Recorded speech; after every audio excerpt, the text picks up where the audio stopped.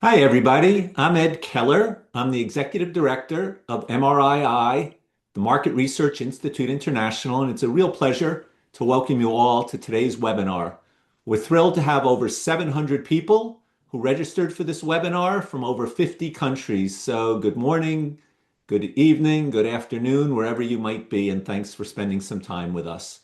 We truly have a fascinating topic for today that is timely for so many of us in the market research industry, namely AI and how AI collaboration is redefining insight work, with a speaker who'll share her perspective on the concept of AI as a collaborator or a co-pilot that boosts scale, speed, and creativity. I'll introduce our speaker in just a moment, but first let me cover a few housekeeping details, and then I'd like to briefly introduce you all to MRII. Our speaker will be talking for about 25 minutes or so, which will leave plenty of time for your questions to be answered. So please feel free to ask your questions via the Q&A tab at the bottom of the Zoom page. That's the Q&A tab at the bottom of the Zoom page. We'll get to as many of them as we can after the speaker has completed her presentation. We are recording today's session and it will be available on demand for future viewing. This will probably be the first week in December. We have a 4-day weekend coming up in the US, which will make it a little longer than we might normally have, but you will get a copy whether you are appearing live or you're registered. So with that, if we can go to the next slide, let me just give some brief background about MRII for those of you who are not familiar with us. We are a not-for-profit educational institute that serves the market research industry. We provide continuing education and skills development resources to help deepen market research insights and data analytics knowledge. We offer online market research courses with the University of Georgia. We offer webinars such as this. We have a YouTube channel. We have a podcast. We have an awards program and more. So we offer a full range of learning resources. A quick word about these courses on the next slide. They are online courses that teach the core skills that are needed to design and conduct impactful market research. Over 10,000 people from well over 100 countries have completed our courses. And one of the two ways that you can take advantage of these courses is by enrolling in the Principles of Market Research. This online course is completed through self-paced study. It covers 13 topics that are part of what we call the Market Research Core Body of Knowledge. This course is endorsed by all the major market research and insights industry associations around the world. And successful completion offers a certificate of program completion, and it qualifies you for 4 Global Professional Associations national certification designations. You can learn more by scanning the QR code or by visiting marketresearchcourses.org. And I should say that we are offering a flash sale right now. And in the chat bot, in the chat part of the Zoom, there's a link to tell you how you can take advantage of this flash sale that's going on now through December 12th. On the next slide, I want to just tell you about another way that we offer that you can learn through a more targeted learning experience. This one focuses on just one or two of or a few areas that we call Principles Express courses. Here you can pick and choose, say, a course about qualitative or questionnaire design or advanced analytics if you want training in one or two areas. And again, you can learn more at marketresearchcourses.org or by scanning the QR code. And lastly, on the next slide, we're also offering a few course bundles around a particular topic. One we call Analytics 123, which bundles together our offerings in analytics at a discounted rate. And the other is the Foundations of Quantitative Research, which bundles together courses on questionnaire design, data collection, and sampling. Now, I said on the next page, I said that we offer a range of learning opportunities. Here's 2 that you can take advantage of that are available to you free of charge. Not everybody has time for in-depth learning that offers you a certificate. And so to help meet the needs of those people, we have launched about a year and a quarter ago a YouTube channel. We're happy to say that we now have over 50,000 subscribers, and I encourage you to do so as well. We have about 150 videos, and new videos are released every Tuesday. And you can find those on our LinkedIn page. But this is a range of topics on YouTube, from AI to advanced analytics to B2B market research and more. And as I mentioned, we upload new ones every Tuesday. We also, about a year and a quarter ago, we launched a podcast that we call Insights and Innovators. Here we speak with leaders from leading brands around the world, the insights heads from these brands such as Mondelez, Pepsi-Cola, Google. We offer interviews as well with leading research agencies such as Ipsos or Morning Consult. We've had the CEO of Suzy and other tech-enabled market research firms as well who've spoken with us about how they're navigating the change that our industry is going through, what they think the future holds, their advice for people about how best to grow your career during a time of change. And new podcasts are released regularly on Thursdays, again, available on the Market Research Institute International LinkedIn page, as well as on Spotify, Apple, YouTube, and all the major podcast platforms.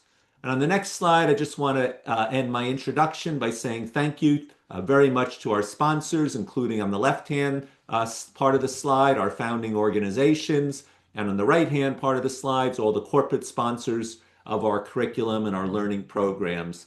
We are a not-for-profit organization, and we rely on sponsors to help us achieve our mission of training and educating the market research profession. We're very appreciative of their support of our mission.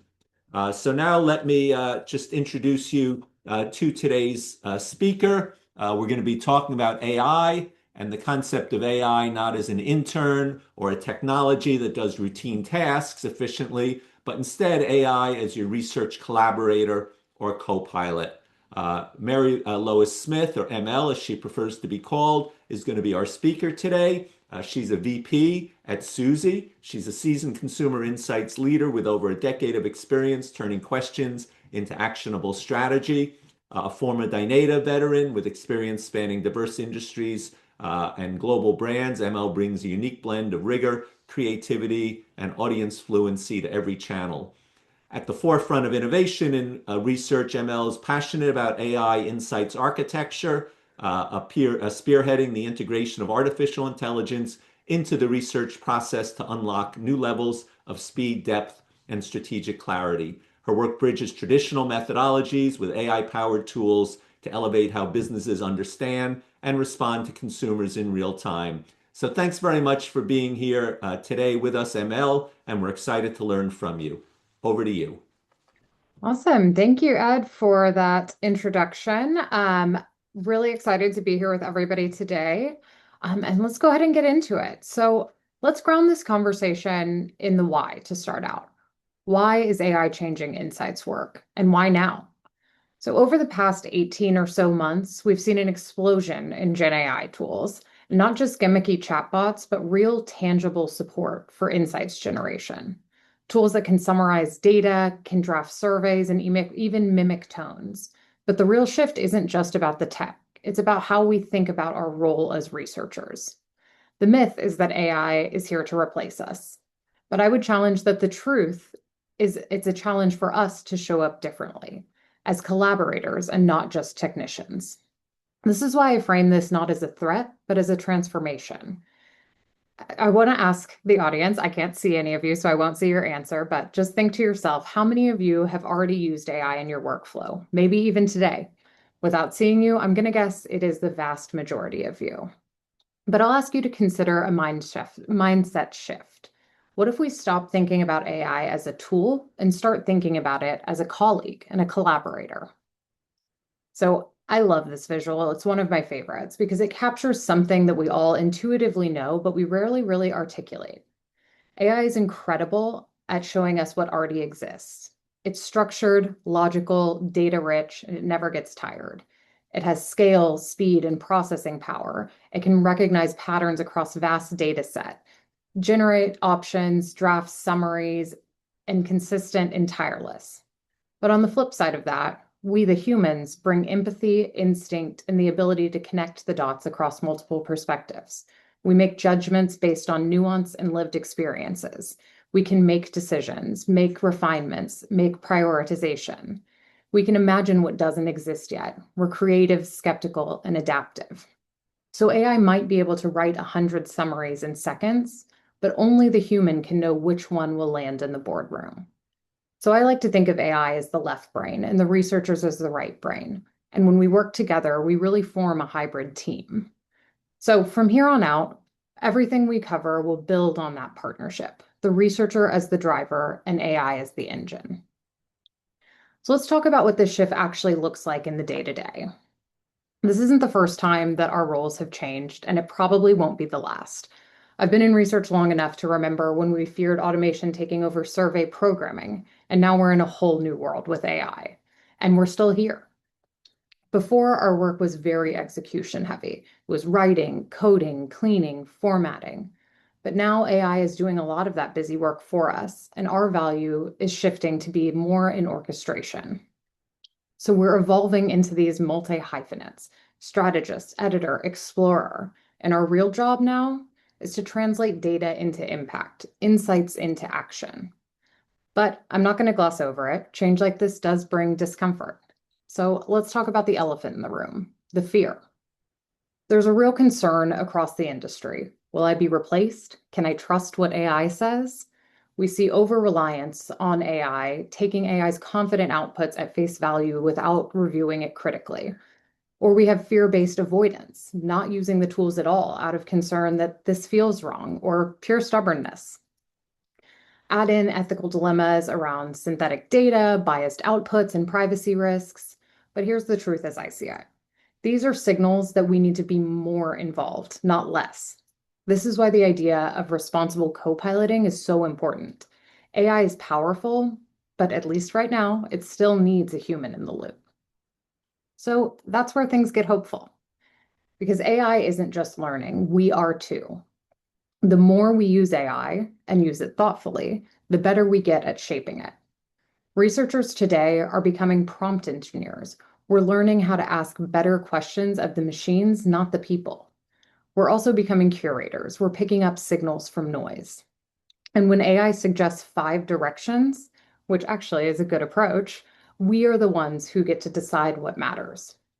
This coevolution is really exciting. We guide, AI generates. We review, AI adapts. And at the end, insights emerge. So yes, AI is evolving, but we are leveling up alongside it. And that's a future I'm really excited to be a part of. But let's break this down. What human and AI teamwork really looks like.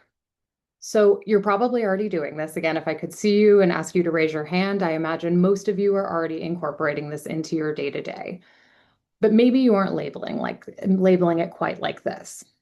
So these are the 4 modes that we see through AI in real life use cases. We have suggestion, validation, override, and meta coaching. Let's start with suggestion. This is where AI goes first. It drafts something, it proposes a structure. This is your blank page killer. It gets you from, oh, where do I start to, okay, now I'm rolling. This is really the low-hanging fruit. I imagine we've all done this. You're looking at your blank page, you need to start writing a discussion guide. This gives you that first step. It bridges that gap. It's drafting surveys, generating hypotheses, even writing first drafts of summary. Suggestions get things started, but your input is what shapes the final result. So let's look at our next 2 modes. I like to think of these together because they really work well in tandem. And this is validation and override. This is where your expertise works to keep the AI grounded. Just because AI can write something fast doesn't mean that it's always right. So validation is where you go, that's mostly right, but let's tighten up the framing. Override, on the flip side, is where you say, that's not right. Let's reframe this logic completely. This is critical because AI doesn't always understand the nuance. It doesn't know the brand voice, and it doesn't know the stakeholder politics.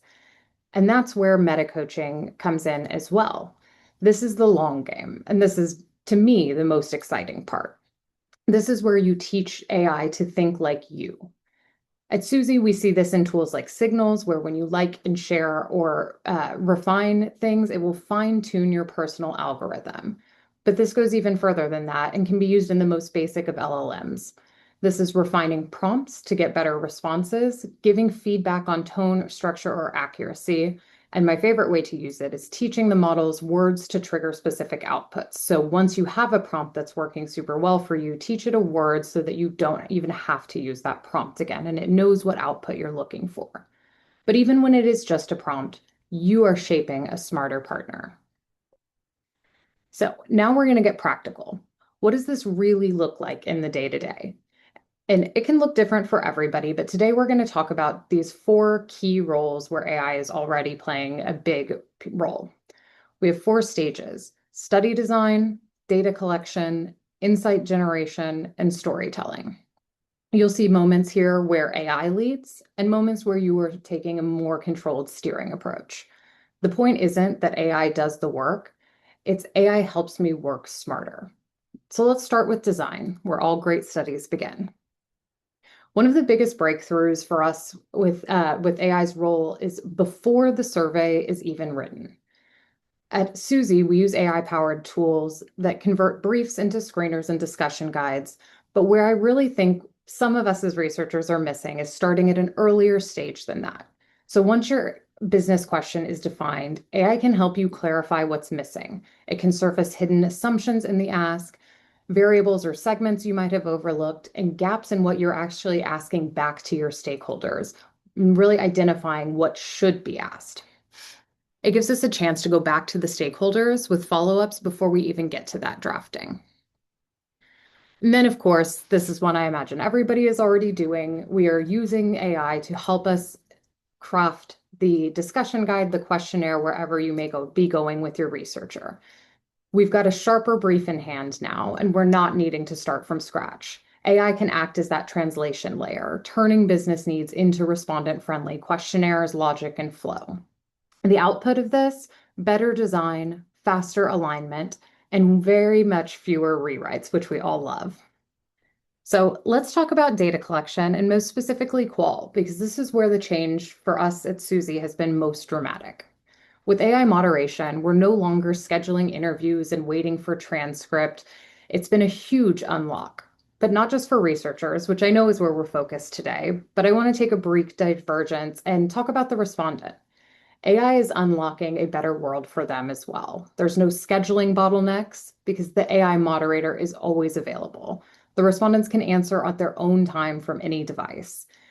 The absence of the human interviewer can even help to reduce bias or hesitation and encourage more open and honest responses from that respondent.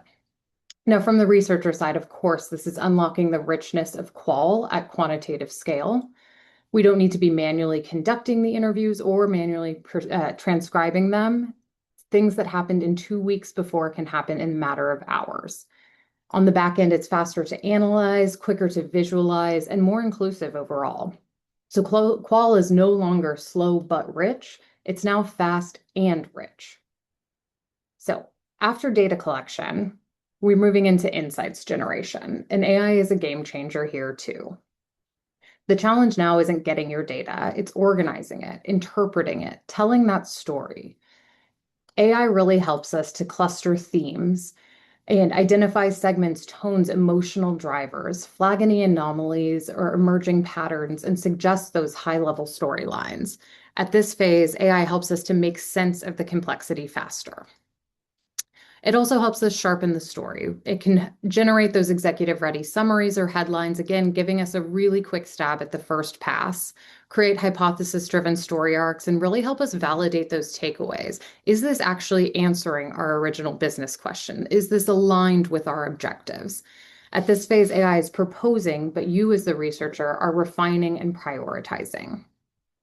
It also helps us bring those insights to life. It's drafting those key findings for your report, if that's your final deliverable, writing the summaries tailored to your audiences. And at this point, we're using the outputs as scaffolding, not the final product. So AI is handling that first pass so you can elevate the final message. The value isn't just in summarizing the data, it's in translating its meaning. So finally, the synthesis and storytelling. This is arguably the most important phase. I'm sure we've all experienced where you've put together an amazing deck. It's got all of those data points that you want. You're so excited about it, and it gets filed away somewhere after it's sent off. Synthesizing and storytelling is really what gives your research longevity. It's where insights become influence. So AI can help us in that final mile by using trend data or cultural shifts to give findings relevance and urgency. It takes your context from commentary to actionability. AI adapts outputs to different audiences. This is a really easy use case for even the most simple of LLMs. Are you talking to a CMO, the product team, an executive? Who's your audience and how is this best going to land with them? And then it can test different story paths and help our clients really see the bigger picture. Choose the one that's going to resonate and drive the most action. This is where the researchers really shine. It's not just reporting what happened, but building up the what happens next. So, how do we know this model is actually working? How do we measure the value of AI and human collaboration? It's tempting to focus on efficiency, right? We can't have a conversation about AI without talking about efficiency. But co-piloting with AI unlocks even more than that. It's not faster research, it's better research. At Suzy, we started tracking things like time to field, time to insight, time to deliverable. We saw huge gains, surveys getting written and launched in half the time, reports being drafted in hours instead of days. But most importantly, we noticed the nature of our work changing. Researchers weren't spending hours formatting slides. They're spending hours refining narratives, aligning with stakeholders, identifying opportunity areas. AI is doing the heavy lift on the mechanics so that the humans can elevate that final message. And because we're iterating more, we're also getting sharper, clearer, more resonant insights. So speed is the headline, but strategic evolution is the real story. And that shift is defining what a research team does inside a business. So let's dig into that elevation because it's more than just time savings. On the efficiency side, AI accelerates survey writing, handles qualitative moderation, auto summarizes open ends, drafts top lines, possibilities are endless. On the insights side, it helps surface themes we might have missed, reduce blind spots, and lets us iterate quickly on hypotheses or storylines. And then there's the strategic shift. We spend less time executing and more time aligning, interpreting, advising. Researchers are showing up in stakeholder meetings with clearer narratives, stronger POVs, and more time to connect the insight to impact. Think about that. That's really big. It's no longer, here's your data. It's here's what you should do next. And that's the dream, right? To be not just a deliverable factory, but a true thought partner to the business. So I want to show you what this looks like in practice because it's not theoretical. We've seen this in action at Suzy. Thanks to AI-powered workflows, we've seen a 52% reduction in time spent across project life cycles. And that's really huge. But more importantly, we've redefined what our researchers actually do. With that time back, we've shifted from being insights providers to strategic partners. Our researchers are embedding in cross-functional teams, not just dropping in for a quick study, but staying close to the business decisions. We're joining meetings earlier, influencing product development, collaborating with marketers before the campaign launches. This visibility means we're not just reacting, we're in the room helping shape things. And that's great for our clients. They get faster answers with richer thinking and stronger partnership. So yes, we love that AI made us faster, but what it really matters is it made us as researchers more valuable. So let's bring this home with what this all means for you as a researcher. I want to leave you with this idea. AI doesn't make you less essential. It makes you more powerful. It isn't taking your job, it's helping you do your best work. So if used right, AI gives you your best research self, more focused, more strategic, more aligned with decision making. You get the time back for thinking, not formatting. That means the room for curiosity, creativity, and challenge. You're getting sharper insights because you can iterate faster, refine more often, and zoom out on the so what. You build better alignment. There's less time spent building decks, and more time connecting the insights to decisions. And most of all, you show up as a strategic presence. When AI handles the what, you get to own the why and the now what. For me, this has been energizing. It pushes me to focus on my storytelling, to say, what does this insight unlock? Instead of just saying, what does the data say? So if you're wondering where researchers fit in the age of AI, here's your answer: front and center. And with AI at your side, you're not just surviving the future, you're shaping it. So I know we've spent a lot of time talking about interacting with AI, but I'd love to also interact with all of you. So here is my email. You can find me on LinkedIn, and please feel free to reach out for open discussion, for challenges, for anything you'd like. And with that, I will open us up for Q&A.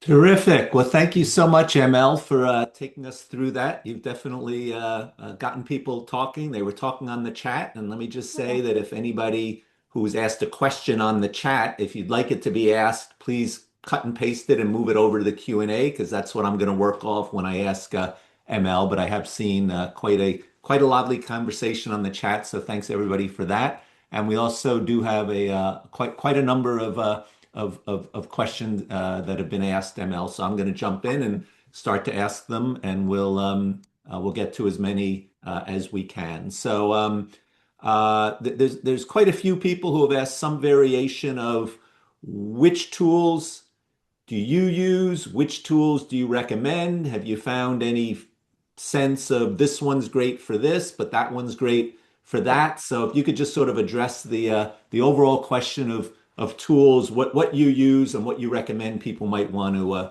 look into, I think we'll be able to answer maybe 4 or 5 questions around that theme. Awesome. Yeah, that's a great place to start. And I think, you know, 12 months ago, 6 months ago, there was a much more pathed answer, right? Use this for that, use this for that, change to this model for this task. I think AI is evolving so quickly that what I find and what I prefer is to pick the tool that I like best and really continue to iterate within that one. You know, we touched on how AI can learn from you, that meta coaching. And I think that's really the biggest value. So sure, there are some tools that may do better at very highly specific tasks, but if you pick one that you like that works for you, the more time you put into it, the better the outputs are going to be. So at Suzy, we of course have built a lot of our own proprietary tools that are really amazing and helpful for us and our clients. But start with OpenAI, right? Get into ChatGPT, learn how to build yourself some custom GPTs or whatever you want to do, or just start chatting with it. There's lots of unlocks to be used there. Gemini is wonderful. Claude is great. There's tools for kind of every stage of this, but I think my biggest piece of advice would be use the one, pick one, and continue to allow it to learn from you. I touched on this earlier, but I'd love to just kind of double down on this. My favorite unlock when I'm using, you know, just an OpenAI type of ChatGPT environment is to, when you get an output that you really love, like that nailed it, this is exactly what I like, coach it back. When I say this keyword, use this output. That saves you a ton of time in prompting and gives you much more structured and repeatable outputs. All right, very good feedback for everybody, and I do agree. Kind of, don't pop from place to place. It won't learn with you if you keep popping around. So stick with it for as long as it's helping you, and it'll get smarter as you give it more and more information. I think that's great advice for all of us. There's quite a few questions around qual. I'm going to jump in on some of them, and then maybe we'll come back to some others. So one person asks, in terms of data collection for qual, is there any evidence that sometimes participants take an AI interviewer less seriously than a human interviewer? And I wonder if negative feelings about the use of AI might affect responses. That's a great question. So at Suzy, we have Suzy Speaks, which is our AI moderated offering. We've been live for about 6 months with this offering. And what we've actually seen from the respondent side of it is way richer conversations because they're able to tap into this whenever they're ready. So if they're at their house on their phone, you know, maybe they're in a waiting room, they probably shouldn't do it in a waiting room, but wherever they are, they get to do it at their own time. I remember at the beginning of the inception of our Suzy Speaks offering, we demoed this live at a female quotient event. And I was shocked watching people answer these two dummy questions that we had in there. I kept thinking to myself, why are they still talking? Like, this is just a demo. But this really unlocks something for them. This is the way that consumers today are interacting with their phone, and their phone is so critical and integral to their life. So, this is an incredibly natural path of an evolution for the respondent themselves. They're comfortable talking. They don't have any kind of fear of the human on the other side. Moderators are amazing. So, not to say that they're inducing fear, but it really just unlocks this openness with the respondent in a format that's really natural to them. It's not natural for us to, in today's day and age, to want to take a 60-question survey. Now, there's a time and a place for those, but it's really natural for us to talk to our phone, for better or for worse. So, we've actually seen an incredible respondent experience through the AI moderation. All right. I may come back to some other qual questions in a few moments. The questions are continuing to pour in, so keep them coming. We'll get to as many as we can, and I think it's a reflection of how interested people are in this topic, not surprisingly. So there are some questions that are around this theme, which has to do with, is AI really are jobs really safe in an AI era? What about for entry-level people? And one question that came in around this says that the benefits described for researchers seem to me to be most applicable to senior experienced researchers who have the knowledge and experience to work with and critically assess the input of the AI. What about how AI impacts young people just entering the field? What role can they play? It seems to me there's less of a need for junior researchers because of AI. Oh, I love that question. And I would challenge that. I would say that actually AI is able to unlock experience that they may not have yet. I have been able to use AI for everything from learning about a methodology that maybe I haven't brushed off in quite some time to really using it as a thought partner. It gives you the ability to have a brainstorming partner in the seat with you. A client challenges you with a really hard question. I will go to AI to brainstorm that. Maybe I know the answer, but maybe I want it to challenge me. Okay, if I suggest that we run a max stiff as an example, what questions might the client ask back to me? Where would they poke holes in this theory? Where would I be able to shift this if they don't want to do that? It really gives me, as a researcher and even a very young researcher, a lot more power of preparedness. It is allowing me to have that kind of step before I go back to my client, go back to my stakeholder to really learn. Now, that to say, there is a little bit of a gap that can happen when the AI really confidently tells you that this is the answer. If you don't have that experience, you may not know that that confident answer is potentially not the best approach forward. And that I think is where research leaders are really critical now. We need to be able to shepherd our younger, more junior, kind of entry level researchers into this new world. I think there's a really delicate balance of rigor and exploration right now where things are changing, right? Methodologies are changing. We couldn't have even conceptualized qual at scale 2 years ago, right? It didn't exist in our minds. So we as researchers need to challenge ourselves to be forward thinking, but we also need to bring the younger generation, the more junior researchers along with us. But I don't see it as a negative for a junior researcher. I actually see it as a huge unlock for them. I would just add to that, if you don't mind, that for companies that are not as AI advanced as some others, I think there's also a great opportunity for younger people to come in with a lot of AI experience and be the one to help teach the rest of the organization what AI is, how it can work, the ways that AI can be a real benefit. Because in many companies, senior leadership might be a little resistant or feel like they don't really understand it. And I think there's actually a great opportunity for younger, more entry-level employees to say, I've been working with AI. This is what I know it can do, whether on the qual side or the quant side, or creating presentations, whatever it might be. Okay, there's a number of questions, and again, I'm going to ask one, but it's indicative of some others. It has to do with the whole issue of quality assurance. So this one says, for open text comments analysis, how do we ensure that AI is doing a good job in analyzing the comments and putting it into relevant themes and not leaving out any important points which stand out? Yeah, this resistance to trust is a huge theme. I think, even as researchers, as end clients, as stakeholders, there's that want in us, and especially for researchers who are innately curious, to really want to validate.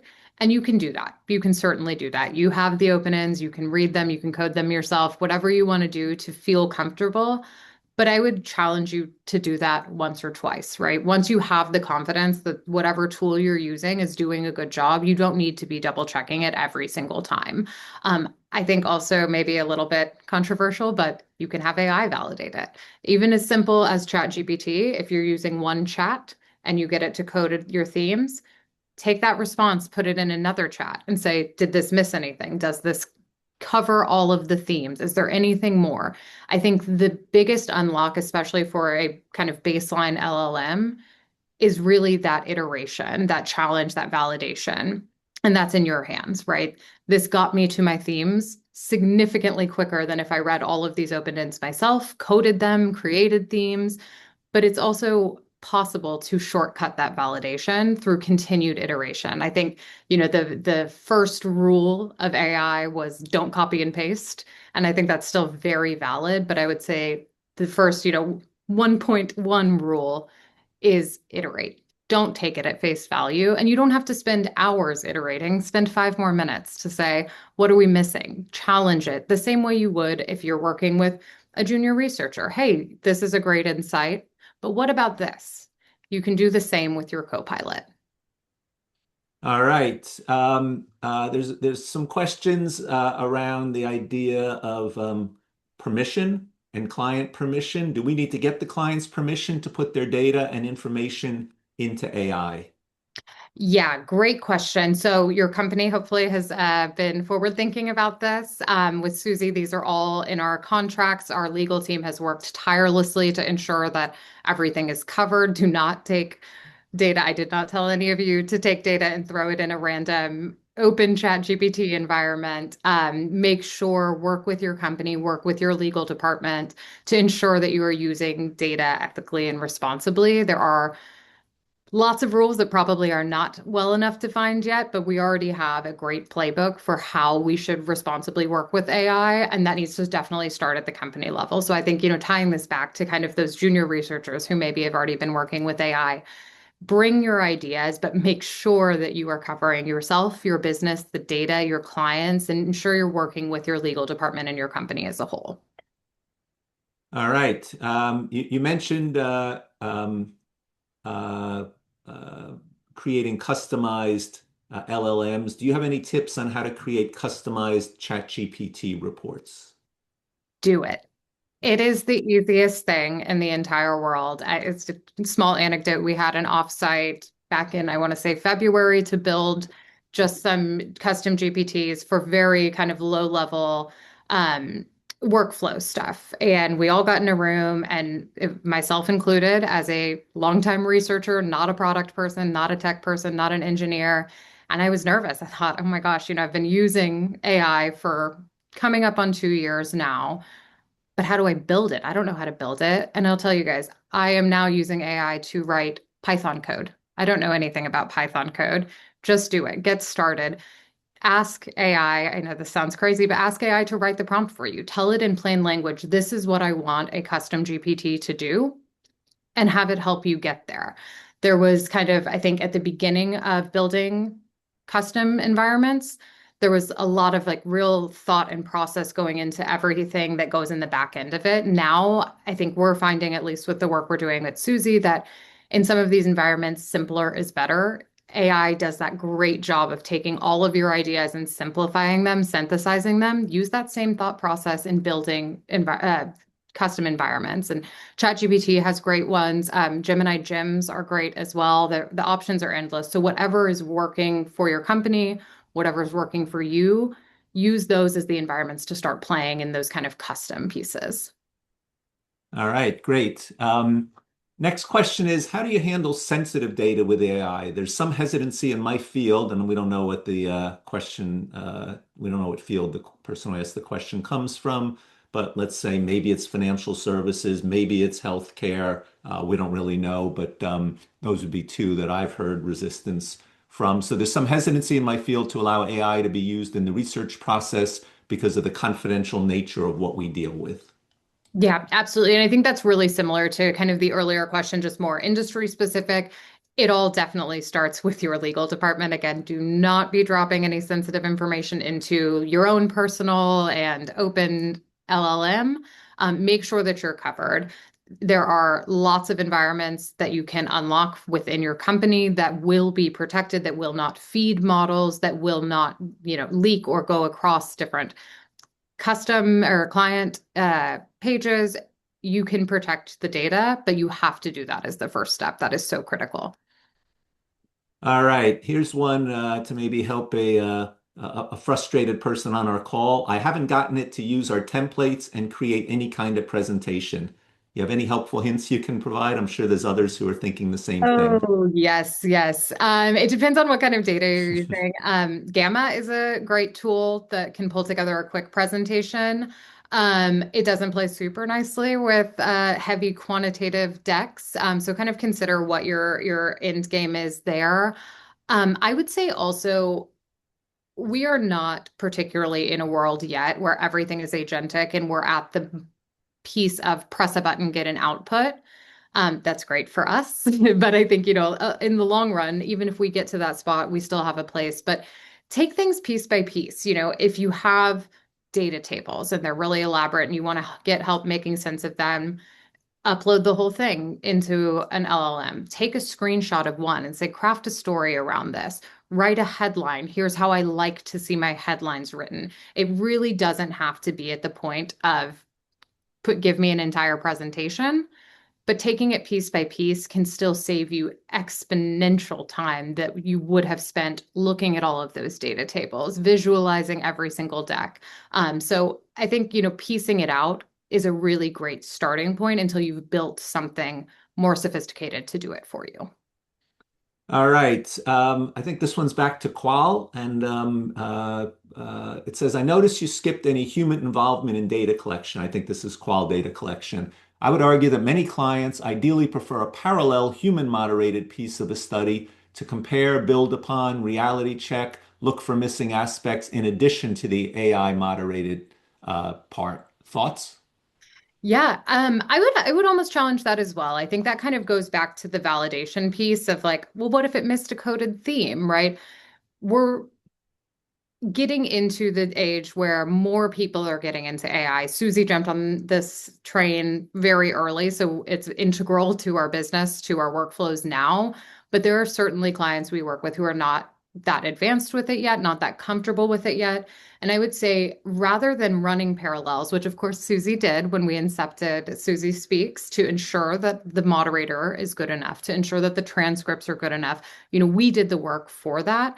But I would say really use that expertise that you have, use the research on research that you have to coach your clients and your stakeholders along the way with you as to why we don't need to be running a parallel on every study, why this is answering all of the questions. And I would say in the data collection itself, the AI moderator is unlocking a lot for us and for the respondent. But you are still the researcher at the end, right? You still have those transcripts. You have the coded data. You can still ensure that you are telling the right story, and I would really encourage you to do that alongside your co-pilot of AI. All right. Great advice. How do you craft your prompts so that AI doesn't feel it has to pull out an insight and ends up overstating something? Typically qual. I would say it's not just typically qual. I think we all know that AI likes to please, and so Yeah. how do you deal with that? That's a really good one. I would say also back to the piece of like, what tool do I use where? Even past the tool, the model matters. I think it's kind of up to you which one you prefer, but I think there are certain models that are more pleasing than others. I find GPT-5 from ChatGPT to be an overpleaser. It has amazing applications for certain things that you're doing. Writing a quick headline is probably not the greatest model there.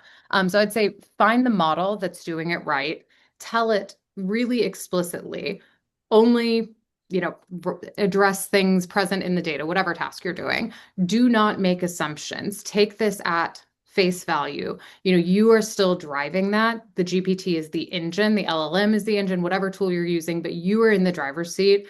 And you do need to use some critical thinking and some iteration, but really starting that prompt with exactly and explicitly what you want back sets you up for much bigger success. All right, here's someone who's going to challenge you a little bit. If you don't know Python, how are you verifying or adjusting the code produced by AI? With AI. So the first time I got it to write Python for me, I went back and forth and back and forth and back and forth until I got an exact output I wanted. And what I was trying to do in that moment was get it to export into a template for me.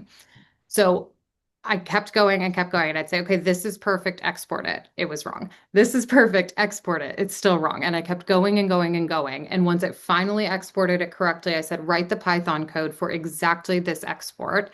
And then I did it again. I built it into a GPT and I said, export, and it did it right. So, really, for somebody who is not a tech or an IT person, I don't have an engineering or coding background. For me, it's trial and error. Now, did that take some time? It probably took me about an hour to get there, but then it worked consistently and it was scalable and usable for my entire team. And it also, I mean, if I tried to actually write that Python code, it, one, it wouldn't have been attainable, but two, it would have taken much more than an hour. So spend that time. The iteration is really where it matters. All right.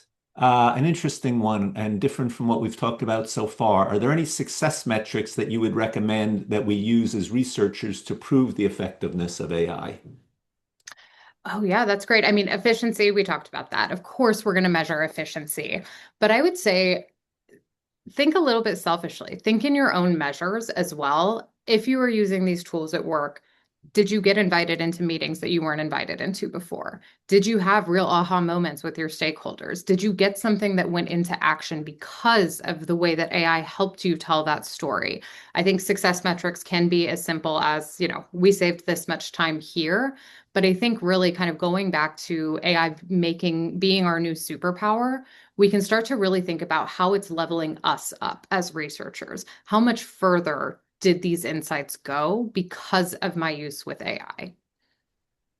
All right, great. Thank you. Back to Qual. For the AI moderators, is there a capability where it can recognize if a conversation is getting off topic and guide the conversation back to the core discussion guide questions? I feel like this is an important skill that a human moderator provides and would be concerned if the AI moderator couldn't curb off topic tangents that Qual respondents tend to get into. Yeah, it's all in what you build, of course, or what tool you're using. But we can have dynamic prompting. We can bring people back on course. We can drop an interview with all of the proper conversation to get there. If they're not participating and being engaged, we can absolutely get them back on track if they're starting to steer too far. And we can even, I think, a big unlock of what we're doing with Suzy Speaks is also giving the AI moderator the kind of freedom, I know it's not freedom, to skip questions in the discussion guide if it's already been answered. I think that's kind of the piece that is really enabled it to be more human-like. If you said, what was your first impression of this? And I've given you my impression, my likes, my dislikes. I don't want the AI moderator to ask me, what do you like? Now, what do you dislike? Just the same way a human would pivot, we can build our AI moderators to pivot as well. All right, here's one that's sort of near and dear to our heart at MRII because it's about training. So it says, what is the key skill set required for future researchers considering AI can make 60 to 70% of the task redundant? Yeah, that's a great one. We talk about this a lot at Suzy as well. Um, I would say a lot of the skills that a researcher already has are still really critical. Curiosity, that want to learn more, the kind of storytelling. I like to think of research sometimes as like creative writing, because that's kind of what it all boils down to, right? Did you write the insight in a way at the end that was compelling enough that it was actioned on? And AI is unlocking that even further. So I would say in addition to what we already have, it's going to be further learning, right? Push the boundaries, listen to podcasts on your spare time, get in and try and build a GPT and see what it can do for you. That kind of outside effort has really helped me personally as a researcher. It's helped me within my career. And I think it can help everybody if we just really take the time to kind of do it. And I would say also challenging yourself to not be resistant, right? Say what you will about AI, like it, don't like it. It's here. And I don't think we're going to be going backwards. So, really getting on board with this and having an open mind into what can this do for me instead of like catastrophizing what it might do against you. Yeah, I would second what you just said, and I would add one other thing, which is I think one of the big needs when we run a podcast, we speak to senior leaders on the client side all the time, and the thing that they tell us over and over again is that is that you need to have great influencing skills to be able to not only know what the research says, but you said storytelling. This sort of goes with that. And the second thing is to really understand what's the business issue that prompted the research question, and how do you connect the research to the business issue? And that's, I think, a skill set that many of us maybe haven't had time to do because we're so focused on getting the research done that we've sort of missed that last step. And without that last step, the research is going to be less valuable to the end client. So that's an area that I would also say focus on. And I think we'll all be in probably better shape than we are today. Yeah. Okay, we've still got quite a few questions that we can get to, and we've got some time for them. So let me keep moving along. We've had a few on the question of B2B. Everybody always wants to know in any presentation. You've talked about consumers. What about B&B? So this one says, how does the qual for consumer differ from that of B2B decision makers, and do you find the same receptivity from B2B as a consumer? Yeah, absolutely. And I think it's actually a big unlock for B2B because, if you're thinking about talking to an IT decision maker, they could have a much busier schedule than a general, grocery store shopper. And so this ability to not work around a moderator's schedule is really impactful for reaching a B2B audience. Um, we have seen really great responses from them as well, but I think it also comes down to your draft of the discussion guide, right? The great thing about Qual is it's a conversation versus, again, that 60 question survey where you're just hammering the respondent. So really creating that engaging discussion guide on whatever topic it may be and using AI to ensure that it is engaging. Doesn't need to be gimmicky or anything silly, but ensuring that the questions are tight, the probing levels are tight, and you're really mapping everything back, Ed, to your point, to that business objective. Do we need to ask this question? Is this answering a client's objectives? Is it answering the business question? If not, get rid of it. I think we need to really think about how we can simplify the experience for the respondents, B2B or consumer, because, the quicker things go, everybody's on their phone. We're in the TikTok age, we're in the AI age. We need to get insights quicker, and that really starts with design, and AI can really unlock helping us do that as well. All right. I know you touched on this. I think this is getting at it a little bit differently, but either way, just maybe we can just ask it again. So it says, could you talk a little bit about your experience with having an AI moderator and qualitative research and how that works? And in particular, I'm curious if it's more difficult to recruit candidates if people are more hesitant to participate in an AI-led interview. I know you talked about scheduling at their own time, but do people have a hesitancy or not? We haven't seen much of a hesitancy. And I think one thing also that we haven't touched on is voice and video from the respondent end.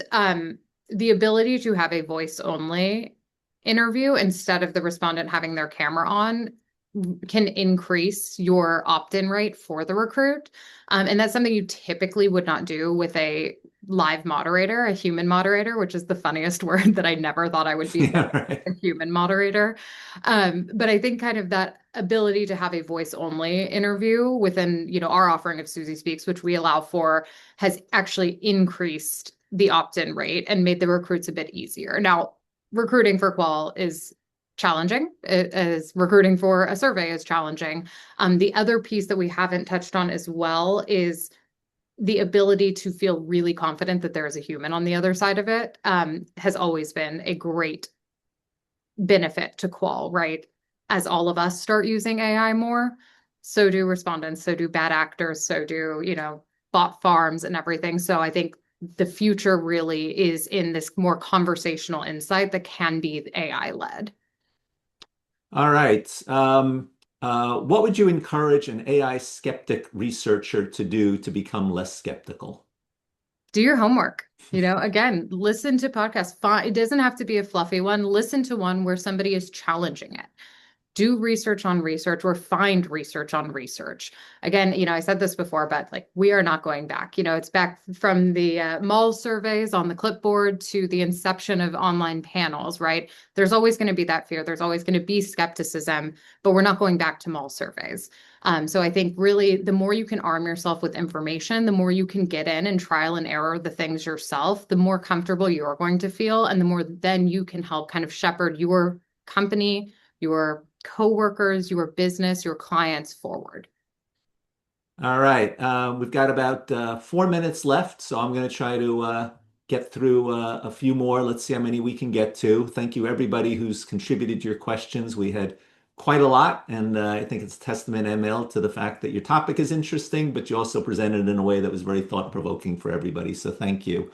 Um, how can AI be leveraged for ethnographic type of research, which requires observations and even unstructured, free-flowing in nature? Yeah, I think again, it kind of comes down to taking it back to the task. I touched on this earlier. We're not totally at the point of press a button, get an outcome, right? So think about all of the tasks you need to do in an ethnography. And then consider which pieces you could outsource, right? I like to think that I'm really in my outsourcing era right now, and AI is where most of the outsourcing is going. So if it's not the full thing, if it's not, press a button, get a deck, if it's not press a button, design a study, that one I think you should do. You can use it at the task level. Use it in the scoping phase. I think, again, we talked about this earlier, but it's critical. It really helps you. It challenges you. It bounces ideas with you. What am I missing? What didn't I think of? What could I do more of to get to this outcome that I need? So think about the tasks that go into any research you're doing and figure out where you can apply AI as your co-pilot. All right. What's the typical sample size for you for AI moderated interviews? Great question. So our baseline is 100 respondents, so significantly larger than a traditional qual study, but the limit is whatever you're willing to pay for it. 100 is giving us a lot of rigor. It's giving us a lot of data to deal with, a lot of conversations, a lot of transcripts. But if you really want to kind of, segment out your results, we would suggest doing a higher base size. If you are reaching a really niche audience that, maybe you used to get 4 IDIs with, now maybe you get 20. That 20 is a huge jump. So it really kind of depends, as all research does. It goes back to your research objectives. It goes back to what you're comfortable with, what your business is comfortable with. But our baseline starts at about 100. All right. And you mentioned podcasts. So somebody wants to know any podcast recommendations? Oh gosh, that's so on the spot. It's like my favorite book or movie. I wouldn't even know where to start. Anything you can get your hands on. Suzy has an amazing podcast, The Speed of Culture. We talk about AI a lot in that, but we also, our CEO runs it and he interviews people from all industries, all walks of life. And a lot of times the conversation comes right back to AI because it is the hot topic of the moment. But I just look up AI, find one that interests you. Like the possibilities are beyond. So find a topic you like. I like to also find, this is very millennial of me, but I like to find podcasts Instagrams because it'll give me just like a quick feed of like, here's the hot topics. Then I can decide if I want to go listen to it. But really, I mean, just get in there and find one. They're free for the most part and they're amazing. And MRII has a podcast as well. Yes, very good. Thank you very much for that plug as well. So the Insights and Innovators podcast, same as yours. We don't often, some of our podcasts are specifically around AI, and you can look for those. The ones that aren't, I guarantee you, once we get about 10 minutes into it and we're asking about skill development and how transformation, AI absolutely comes up quite regularly. It's not the how-to side of things, it's more the why. And you'll hear quite good evidence from leaders of both agencies and brands talking about the role that AI is playing in their organization and its intersection with humans and how humans are going to remain a critical partner Remember, the AI in this title is AI is the co-pilot. You're still the pilot. You're still in charge. So this is a tool to be used. I don't think it should be thought of as a threat. And the more, honestly, I do believe that the more you get to understand it, the less threatening it is because the upside comes, and then you'll still see, even with all that, I need to do this, I need to do this, I need to do this, and we can do more of this, and this because we haven't run out the clock just getting the basic work done. So that's my last word on this. And with that, if we just go to the next slide, ML, we've run out of time. I want to thank you so much for sharing your perspective with us. I want to thank everybody who tuned in today. You asked great questions, and we will. This is the last MRII webinar of the year. We've done 10 of them so far. I appreciate all of you who have tuned in, and we'll be starting up again in January. So be on the lookout. And in the meanwhile, have a great rest of your year. So thanks, everybody. Bye bye. Thanks.